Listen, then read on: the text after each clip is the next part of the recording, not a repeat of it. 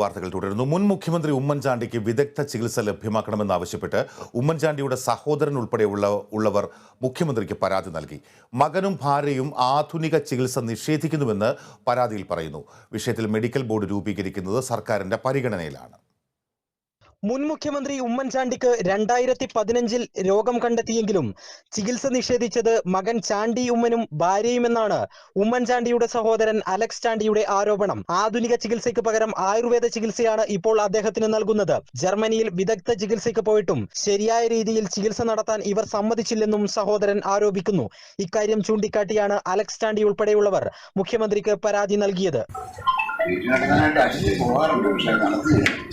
എന്താണ് ഞങ്ങൾക്ക് ശരിക്കും മനസ്സിലാകുന്നത്? മനഃപൂർവ്വമാണോ, വിശ്വാസം ഇല്ലായിരിക്കും. രോഗം കണ്ടുപിടിച്ച് 3 വർഷത്തോളം ഈ വിവരം കുടുംബാംഗങ്ങളിൽ നിന്ന് മറച്ചുവെച്ചു. ചികിത്സ നിഷേധിക്കുന്നതിൽ പ്രാർത്ഥനാ സംഘങ്ങളുടെ ഇടപെടലുണ്ടെന്ന് സംശയിക്കുന്നതായും പരാതിയിൽ പറയുന്നു. എന്നാൽ വിദഗ്ധ ചികിത്സ നിഷേധിക്കുന്നുവെന്ന ആരോപണം പൂർണ്ണമായും തള്ളുകയാണ് മകൻ ചാണ്ടി ഉമ്മൻ.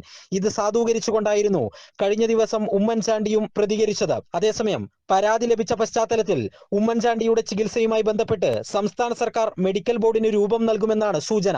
Kerala vision news, Thiruvananthapuram.